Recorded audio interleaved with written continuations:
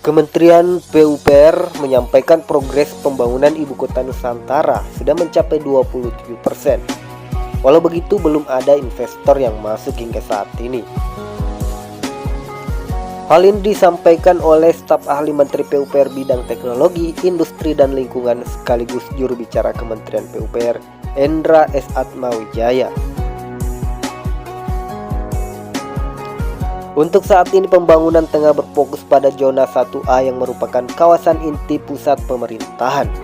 Terdiri atas sejumlah bangunan mulai dari Istana Kepresidenan hingga kantor kementerian. Pemerintah sendiri menargetkan Ibu Kota Nusantara bakal ditempati pada tahun depan.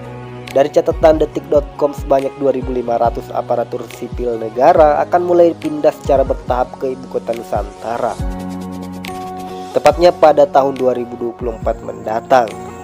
Pemerintah tengah mempercepat pembangunan apartemen untuk para ASN saat ini.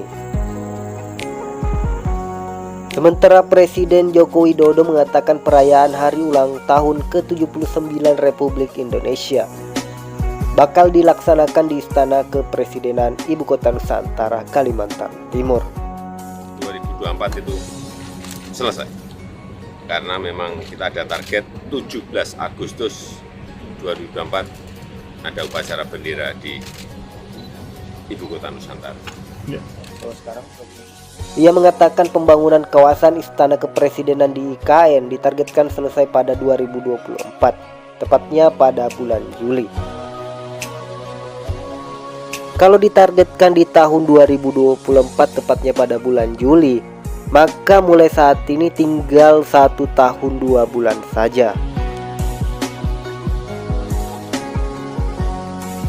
Badan Otorita IKN mengklaim minat swasta untuk berinvestasi lebih besar dari lahan yang tersedia. Proyek yang bernilai 466 triliun itu juga bakal jalan terus meskipun perekonomian dunia diprediksi akan menghadapi resesi. Pembangunan Ibu Kota Nusantara tahap pertama sudah dimulai dengan menggunakan dana dari APBN dan akan berlangsung hingga 2024. Pemerintah mengklaim akan mendorong pembangunan dan menggerakkan ekonomi di Indonesia Timur ini. Namun sejumlah pengamat ekonomi masih skeptis pembangunan IKN akan memberikan dampak yang signifikan pada ekonomi nasional.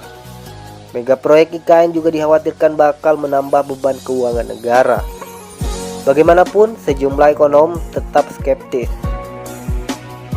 Pengamat makroekonomi dari Indef, Rizal Taufikur Rahman, khawatir sebelum semua tujuan ambisius itu terwujud, IKN malah membebani APBN. Penelitian itu dilakukan oleh Indef pada tahun 2019 lalu yang menyimpulkan bahwa meskipun pemindahan Ibu Kota Nusantara ke Kalimantan Timur sedikit berdampak positif pada pertumbuhan ekonomi di wilayah, dampaknya pada pertumbuhan ekonomi nasional tidak signifikan. Menurut penelitian tersebut, pendapatan regional domestik bruto real, salah satu indikator pertumbuhan ekonomi, akan meningkat sekitar 0,2% dalam jangka pendek maupun jangka panjang akibat pemindahan ibu kota. Sementara peningkatan produk domestik bruto nasional hanya 0,02% dalam jangka pendek dan 0% dalam jangka panjang. Itu karena proyek IKN pada dasarnya memindahkan aktivitas tata kelola administrasi pemerintahan dan bukan aktivitas bisnis dan ekonomi atau perdagangan ke Rijal. Jadi posisi di struktur ekonomi kita sektor instansi pemerintah itu sangat kecil. Jadi golongan terhadap ekonominya juga pasti sangat kecil, ujarnya. Rizal berpendapat masih banyak kendala yang perlu diselesaikan pemerintah sebelum IKN dapat mendorong pertumbuhan ekonomi secara signifikan. Salah satunya adalah konektivitas Kalimantan Timur dengan wilayah-wilayah lainnya. Pembangunan IKN ini membutuhkan effort yang kuat, terutama pembiayaan mandiri. Nah, masalahnya APBN kita itu fiskalnya terbatas.